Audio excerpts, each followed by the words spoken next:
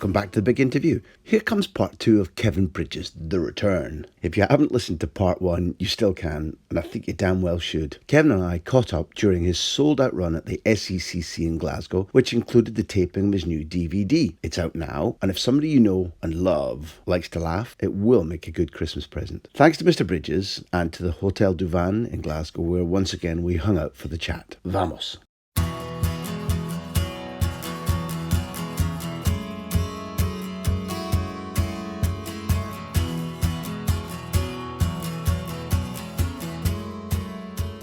I hope that you know that we've got sponsors now who are Bet365, and they want to know your single greatest memory supporting Celtic. Seville, probably. Even though it ended, I don't even want to say it ended badly, because it was just the experience, the whole journey, but beating Boavista in the semi-final, knowing that you were going abroad to watch Celtic in a neutral venue in a European final, and that team that we had, and going over there actually thinking that we're going to win a European trophy, because you grew up hearing about the Lisbon Lions, and that was the closest I think we'll ever be again. I didn't go. Did many go? There's a couple of us, aye. But that whole journey, just going over there and just seeing so many fans, and the game, I've never quite brought myself to watch it back, because I just feel so gutted for Henrik.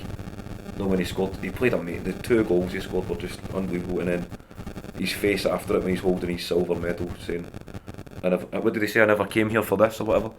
So that was, I don't know if that's the greatest memory though, because how it ended, but I would say Seville. Just the whole journey. It was amazing to see us on such a big scale, and the quality of the players we had in that team. So I definitely go for Seville. It's a good answer. Or the day we stopped to 10 in a row when Rangers had won 9 in a row. Kevin, you know me well. It's a strict choice situation you're in. You have to pick one. Probably Seville then. But that day was, cause I grew up thinking Celtic just never ever won the league. We won the Scottish Cup against the Airdrie Van Hooijdonk. That was the only time I'd seen us lift a trophy. But that day was May the 9th, 1998. I still remember the date. And then the whole stadium was singing Walk On, and Perfect Day by Lou Reed came on, and I remember. I think that's the first time I cried at a football game.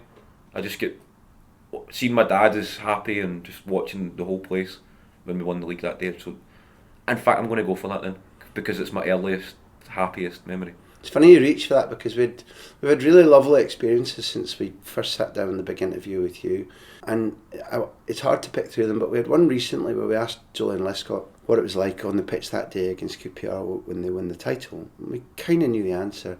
We said to him, what did you do? Instead of celebrating with the goal scorer or running to the fans or a TV camera, he remembered that the kit men and the physios who helped him through injuries were all died in the role Manchester City supporters. So without a thought, he instinctively ran to them to dive in with people. Like, you immediately thought, what will take me away from the Seville choice is my dad's happiness. He was like, I think what they'll be feeling right now. And to me that really moved me, that we all know football's beautiful and it does special things to your brain and your heart, and you can ally it to music or drink or defeat or tears or whatever it is, a laugh. Of course. But that shared, that's a nice touch though. Shared joy. That's good to hear. But it's like you're choosing that because of that shared joy. And it was for my brother as well, because John had grew up right through the 90s, and he's 10 years older than me, so he was getting more of he would be like 17, 18 when I'd be 7 or 8, so I never fully grasped how grim a time that was, the pain to be a Celtic fan. So he had really experienced it. His adolescent years were spent travelling to Brockville, finishing 4th and 5th in the league, and going all over Scotland watching a poor Celtic team. So to finally see the light at the end of the tunnel when Larsson came in and Wim Jansen and Harold Bratback, we need to mention, of course, he scored the Harold Bratback pilot. Is that right? Aye, he is, isn't he? I don't know how I know that, but some people say you need to be better at finding the runway than. Henrik spoke very highly off the camera on Soccer, and we were speaking a bit more like esoterically about Scottish football and memories that only Celtic fans and him would have, but he was saying Harold, great guy, and he spoke very highly of him on the park as well, because you think Larsson, he has played up front alongside Ronaldinho, Messi, Harold Bratback, Darren Jackson, that's quite a Wayne Rooney, he's played up. But like when I made that mean-spirited joke that you've just exposed for the mean-spirited joke that it was about Harold, the point is, in my memory, and I'm not a Celtic fan, was that the frustration, and often it's the case with footballers, that is when they're good enough to either play themselves into good positions or to find Gotta good be there, space and that's then miss. It's the missing that's frustrating. I remember his debut. He scored 4 goals and he had a stinker. Like that is got to be a football first. It was against Kilmarnock, and I remember Larson actually stopped the ball on the line for. It was almost patronising. It was like no bringing a competition when they're on. But he still, as you say, you need to be there, and it's only when you lose a striker that you realise, oh, it wasn't that easy. No, where was the guy to tap it in? And then I don't want to say anything bad about Harold. So. But Audrey would take him these days. Now, a little birdie, you told me that you. I started this about an hour ago about being a good communicator. Team talks. I want to talk about team talks. Did you give an inspirational team talk at some stage? Yes, I was drafted in. It was the day just after Celtic had beat Motherwell for the treble last season, the double treble. I got a phone call from Brendan Rodgers saying it's Scott Brown's testimonial tomorrow. He said I usually give a team talk, like a tactical talk, and then I usually give a sort of wee minute, get the team in a huddle before we go out, just a wee bit of inspiration. Could you come in and give like, the inspirational talk before Scott Brown's game against the Republic of Ireland? So I said of course, but I was like, we need to do it, if we're going to do it, Brendan, we need to do it right. So I said to him, get me a tracksuit, no, with KB on it, get me a clipboard. So I was going to the game anyway. I was taking my mum and dad up because it was all the money was going to like, the cancer charities and the Liam Miller fund. So I bought a box for my parents, went up, and my girlfriend. It was great. So about 10 minutes before the game, somebody comes and chaps the door saying, "Can you come down to the dressing room?" So the guy hands me like a KB tracksuit, my tactical board, and Rogers says, he pulls me aside in the medical room and he said, "How do you want me to introduce you?" And I was like, you need to say like, right, we're bringing in this new coach. He's going to be working very closely with the team for the next couple of seasons. He wants to come in and say a few words. So Rogers he's pissing himself laughing and going, right, definitely. So I'm standing outside the dressing room. He's in, saying to the whole team, "We're going to bring this new guy. He's just completed his UEFA Pro badges." And so he goes, "Here he is," right? So I walk in, and obviously like Scott Brown, Kieran Tierney, Callum McGregor, all the Scottish and the English ones start laughing when they see it's me. But there's like Olivier and Cham and Moussa Dembele, they're thinking, is this the fucking new coach? the guy's stinking of fucking booze in this. So I just thought the only way to approach something like that is just to get into the character, make it like pantomime ridiculous. So they're laughing. I was like, right boys, silence. Right? So I was like, gather in. So I'm getting right into like the gaffer. You're in the dressing room, Celtic Park, looking at them. I was like, gather in. I was like, the gaffer's brought me in because he's worried there's going to be complacency creeping into this dressing room. I was like, you're double treble. It means fuck all if we slip up this afternoon.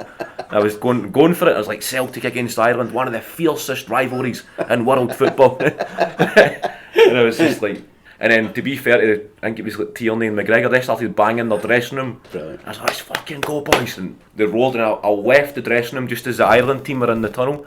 And it was James McLean. He's kind of looking like, oh, fucking hell, Celtic sound up for this. No, it's a testimonial.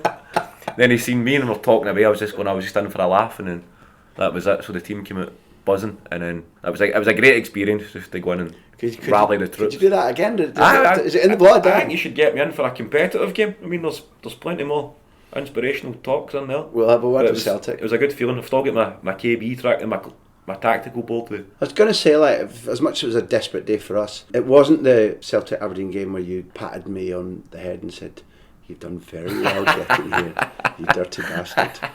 But it was Did you know that we met before the Aberdeen Cup final?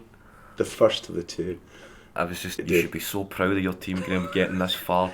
And I hope you have a nice day, Graham. It wasn't even that nice. You literally reached out and patted me on the head, patronisingly. And I was like, was that right though? Done like a was that right? Done like at full time. So the second time when we had the Scottish Cup cruelly ripped out of our hands, the Tierney, attitude. For as much as I hate losing, hate seeing my team like this, really, really gets to me.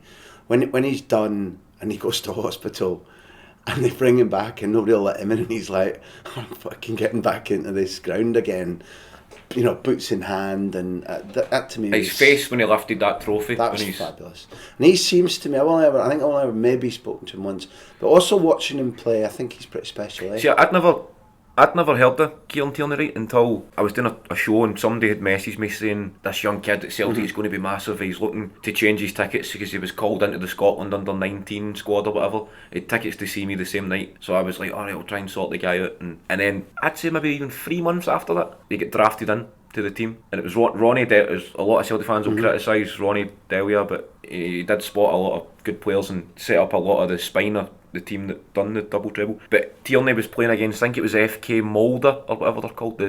Remember they beat us. They beat Celtic in the first.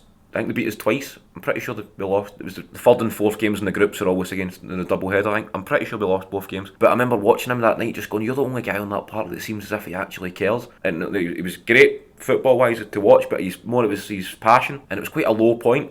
Like you thought, right, we're never ever going to see Champions League football again. This is the Europa League. We're getting embarrassed by a team like FK Molde. But I was like, this kid was the only kind of shining light. And then Rodgers came in, obviously made him a massive part of the team. The rest speaks for itself, what he achieved. But it's like a Paul McStay kind of thing, in it. Like he gets the club, and and you're closer to them. You know, either that you can equate to things that they like in their life, or if the club's everything to them. And we're all used to loving players that show their passion and feel like you would feel if you were on the pitch. But he can also play in my book. I know that there's a little bit, as we speak, there's some debate about, you know, how he's performed for Scotland or whatever in that position. That I want to set aside because that's temporary. It's just Scotland's luck on it. Temporary. Two of the best players recently are in Liverpool, Andrew Robertson. Liverpool phoned me up when they were weighing up which one to buy and talked to me about, can you watch him when he's at Camp Nou for Celtic and say, you know, what do you see? And you know, so they were into that same, and I don't think even when I think part of what made them do the deal was Celtic were very obstructive about, you know, Tierney and not now and whatever. So how long you've got him for, I'm not, you know. See, that's the sad thing with being a fan of a team in a smaller league. The economics of football, you know, there's an expiry date. If you've got a golden generation, you know, it's 1-2 seasons tops. Even from Celtic. I think that's what makes a manager good though. So you got to constantly, what they call it, a cycle, to constantly have to regenerate. And like you look at Mourinho and these kind of guys, they can just constantly spend money, just take whoever they was. It's like playing a PlayStation game. You just go, right, pick your dream team, him. I don't really see the skill in that style of managing. Whereas guys at the kind of lower end, I don't mean the lower end, but guys with less budget, and rely on their wits and their brains, or academies or whatever, not having to produce young players. Like we talk about that Barca team 2011, there's something infectious and romantic about a team that have all come through. I remember the Ajax team, like 95, 96. I remember I could not, even though I was only young, I could never get my head around how this is like a school team that went on to win the Champions League. Not like David Seedorf, they all came through at the same time, and then Manchester United with Alex Ferguson. I think you're never going to see that again, because a manager's never going to get as much time in a job to just go, look, these are the kids. Might take a couple of seasons, but they're going to be special. Because you'd just be sacked the managers in the Premiership kind of world. You're never going to have time to. You're not just saying it's more romantic. You can spot the way in which these players interact with each other on the pitch in a different way, it's just because they've grown up together. Exactly. Even like Madrid, right? They've won the last 3 Champions League. It is incredible, but it was never quite. Like for what they achieved, they're never going to be spoke about in these terms that Barcelona team, who never ever won 3 in a row, never even won 2 in a row Champions Leagues, but it was just a better, I don't know. It's why you put your finger on why Florentino Perez remains obsessed with, I'm not calling him out here, crushing Barcelona under his heel, because he resents the love that era was given compared to what he thinks his president should be given because of, you know, repeat Champions Leagues. That's just Real Madrid feel. It's the superficial. Why you can't just create that, you can't manufacture that. The Barcelona team was revered because it redefined football, and as Madrid, statistically they were more successful than that Barca team, but you're not going to tell your grandkids about that team. Well, it's sad as it is, but it's lucky before you finish, but anybody who wants to tell their grandkids about that film will handily have a really well made film coming out quite soon. You're not going to sit and tell your grandkids, and then this guy got signed for £125 million, son, and then this other guy, I remember the day he came through, so we bought him as well, son, and then £1 billion they spent, these plucky underdogs, and they won every game they should have won for the money. It's not a good story to tell, is it? Whereas the academy and the managers having the balls to just go like Fergie, Guardiola, who was at Ajax, Van Gaal, was it Louis Van Gaal? I think he was maybe forced just to have to rely on. He was very academy fortunate. The guy that's a common theme through a lot of our discussions, in that Johan Cruyff had rebuilt the club and redesigned the academy and left not long before Van Gaal took over, and therefore I'm not calling it only a Cruyff triumph, but a lot of the players who you'd have seen in that team, Van der Sar and Kluivert, came into, or whoever it was, Littman, and came into systems that were designed by the Cruyff idea. Some of the kids who came through in that academy, because also some of them were bought with wit from smaller Dutch clubs. They like Barcelona. Can you immediately say Cruyff signed Puyol or Valdez? No, because they were coming into a system whereby he was, in his last year maybe as his first team coach, so he didn't spot them. But the system all around Ajax, the system all around Bax was functioning to his template.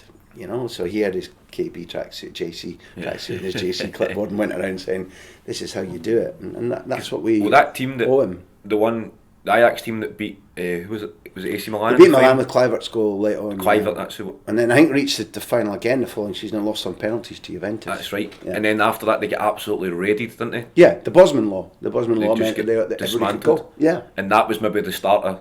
Right, you're never going to see a team like what I'm saying about the expiry date and the cycle is that is obviously going to happen, and it will happen. They were lucky to get 2 seasons out of that team, still staying there. Yeah. And a lot of them moved on and never. Van der Sar went to Juventus and was judged a failure. Davidson, Kluivert went across, and it wasn't until Davids reached a different era in Juventus. Went to Barca and never really. The De Boers aren't regarded as great successes at Barcelona. Bogart. Bogart was a strange case in that I know he gave up. He was like, I'll go to Chelsea, so I'd sign for a team that won't be in the Champions League because I hate this travelling. I hate being away from my family, so I'll pick a club who won't be any good. And of course they qualified for the first ever season in the Champions League, and that fucks it up. Yeah, they were all, they went for different reasons, but they went easily, and it was easy to cherry pick and break aside, this product that had been farmed and thought about for years, and right, we'll have you, and maybe that won't come again. Well, Seedorf and Davids, you would say, went on to even better things, but the rest of the team sort of just functioned as that. Unless I'm wrong, I think Davids, I could be, everybody can laugh at me later, I think Davids might originally have gone to Milan and failed, and then gone to Juventus. I think, I could be, I could be talking shite. But the majority of Van der Sar came up in our chat with David Priest the other day, and David's a good goalkeeper and a good analyst and a smart man, and we asked him to choose best ever Premier League goalkeeper, and he made a really good case about why Schmeichel's only close and Van der Sar is better, and it was articulate, it was interesting, and it's only his choice, it's not fact. But to hear him talking like that about and Manchester United's footballers from that era talking about him like that, and to think that he was regarded as a failure at Juventus and was bought by Fulham. Well, that's when Ferguson not Man United directly. No, that's right. When Ferguson signed him, you thought he's a bit past it, isn't he? Like Van der Sar off Fulham, and then he went on to even more success. And the sad thing is, by the time they're losing another second final against Barcelona, maybe he was just a little bit past it. But he wins the Champions League for a second time with them in Moscow, and saves that penalty, which is. Maybe it was from an Elka in the shootout, and a true great. He signed a few shocking keepers, didn't he, Ferguson? Are we talking about Taibbi? Because it better not be Jim Leighton. Massimo Taibbi, that's right. No. Thank you. Who else did he sign? Mark Bosnich. Did Ferguson sign him for Man U? He did, yeah. But yeah. Bosnich was crazy. I'm trying. Was it with Taibbi? Was he the guy that... Taibbi was the through his legs. Aye, that's the guy I'm talking about. He kind of looked like an out-of-work bouncer with his massive, great big floppy hair, his long baggy trackies, playing in goal for Man United. And you used the phrase competition winner. Andy Gorham, did he not? Did Ferguson Andy went down there. Andy Gorham from Man U as well. Andy Gorham, Fergie told him, when he went down there, the goalie told me that he was like, we're going to sign... Who is that wonderful Japanese footballer from Udinese? Nakata. We're going to sign Nakata. You're coming to a club where we're doing things. We're going to sign Nakata. I don't really want him as a footballer. So this is when Gorham signed, but it's all about marketing now. We need an Asian in there. Not really that bothered. Celtic went through a spell like that as well.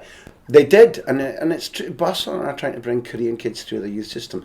Everybody's looking for the great breakthrough Asian superstar to make money. Never mind that the kid might be brilliant at football, but sadly that's how it is. But that was way back, and you Gorham explained that in a way that made me think, well, Alec fully bought into that phenomenon.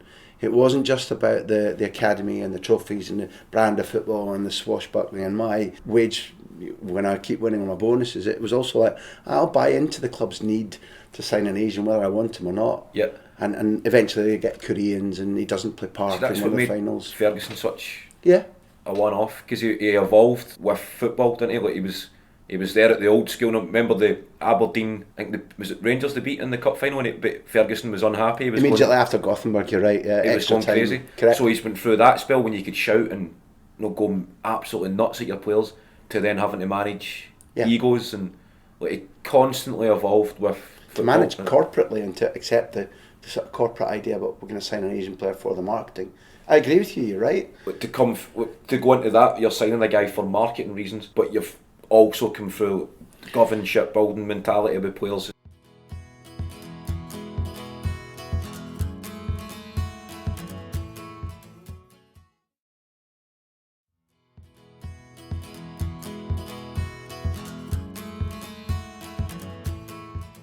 It's not the same, but it relates into Guardiola because it's not identical to what you've just said. But like Guardiola, if you look at the Amazon project, where, I mean, I know you have your doubts about it, but what I've heard Guardiola say in private a lot is, no, I work for the club. Now, there are certain things where he'll say, no, there's a line in the sand. But if the club says, this is important to us, sponsorship-wise, image-wise, corporately, to a certain extent, Guardiola will say, yeah, I'm only an employee. Whereas Ego could say, no, you can all fuck off, I'm Pep Guardiola, which is something that is generically it's similar to. Anyway, that's too long a point I'm making, big, because I know you watched the Amazon series. And before we wrap up, I watched the first couple episodes. I thought it was good. It's an interesting insight into like behind the scenes at an elite level football club, but I just find that maybe it was a bit staged, because you're going, how much does Guardiola really want to review? You know, he's doing the tactical, this is how we're going to operate for a defensive corner or whatever. You're like, how much does he really want to put on, like, to the public domain? Like, this is the way I view these situations or whatever. So I don't know if he'd done an actual tactical talk and then he said to the team, listen, we've got these Amazon cameras, so we're going to talk a load of shite and make it look great for the telly. But I don't know if I'm being too cynical. I don't know what the Catalan is. We'll just fanny something up for the bit. I don't know, maybe because that book, the German. You're sitting with you're talking about the publishers of Pep Confidential.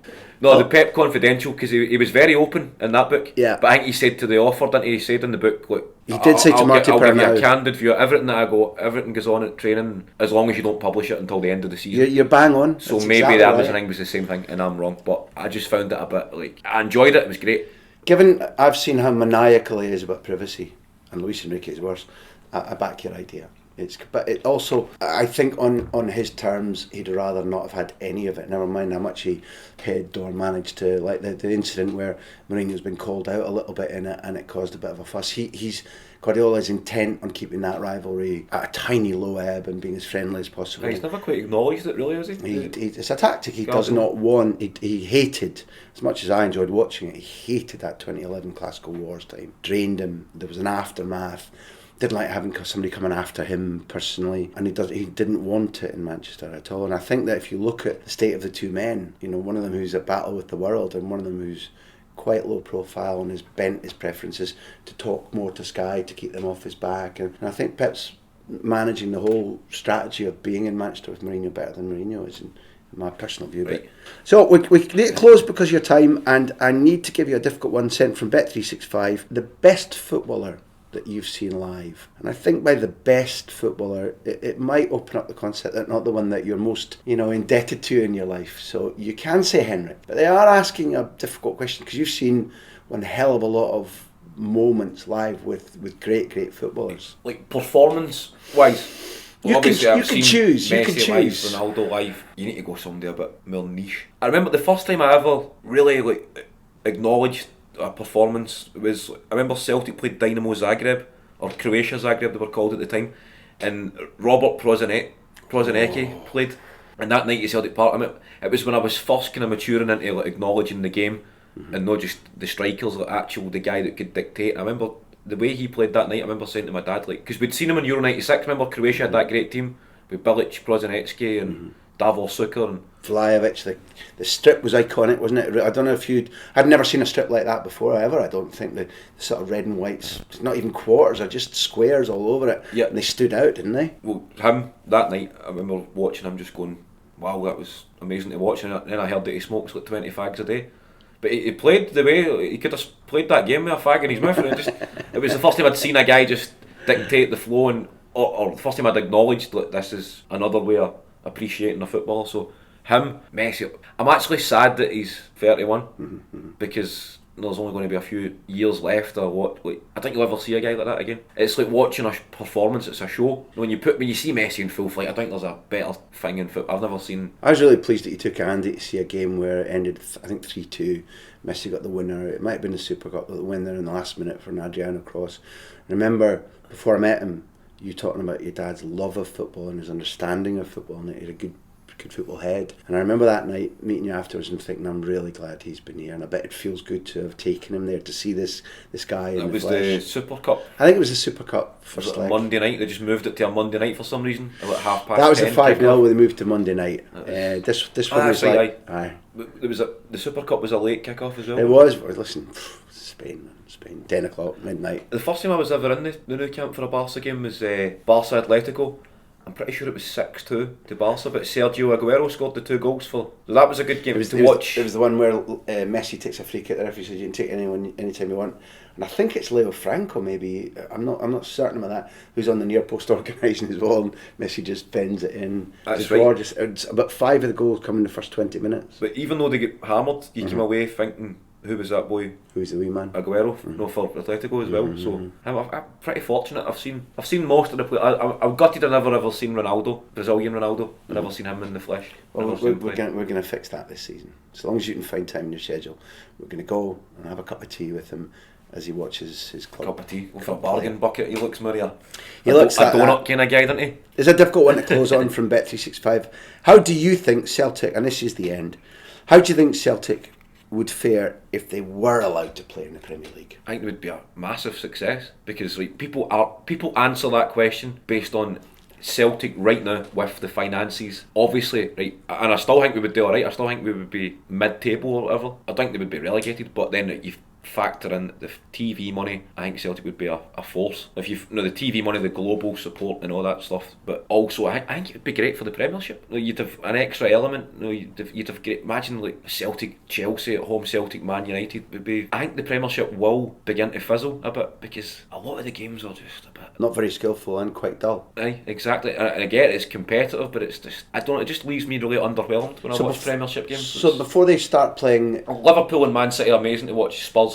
But some Super Sunday, you're just a bit like, nah. Don't know if I can be bothered with this. So before they start playing Chelsea, Burnley and Hong Kong as the next, that's what I mean. It's just going to go insane. Why not, play? I think they're going to need to freshen up the Premiership to keep it marketable or to keep actual football. I understand they're just trying to tap into the selfie stick kind of market, but if we ought to keep it like football wise and a good league to what, I think you need to bring in a different element, and I think if they brought in Celtic and Rangers, then I think it would be. You watch Cardiff playing in the Premiership one will. It's not for me. It's and in that brave future, why can't it be Celtic and Rangers? That brave future you've outlined, it's kind of the championship flag at Pittodrie every year. So right.